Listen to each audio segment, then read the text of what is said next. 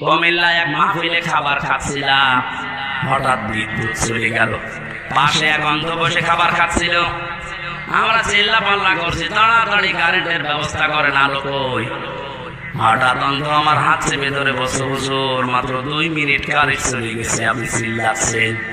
অথচ 40 বছর হয়ে গেল আমার জীবনে কোনো কারেন্ট নেই। 40টা বছর আমি চোখে দেখি না, কই আমি তো চিল্লালাম না। সেদিন একটা কনফারেন্স দেখছিলাম, সৌদিতে ছিলাম আমি, মদিনাতে। ওই সময় আমার চোখে পানি চলে এসেছে। আল্লাহ, ছোট্ট মাত্র 11 বছর বয়স, 2 চোখ নেই, পড়া কোরআন শরীফ আয়ত্ত করে ফেলেছে, সুন্দর করে তেলাওয়াত করছিল। হঠাৎ বিচারক ডাক দিয়ে বলছে, বাবা তোমার যে চোখ নেই, তোমার কি আল্লাহর প্রতি কোনো অভিযোগ আছে? ছেলেটা অতটুকু বয়সে, আমি তো মনে মনে করছিলাম না জানি কি বলে ফেলে আল্লাহর বিরুদ্ধে।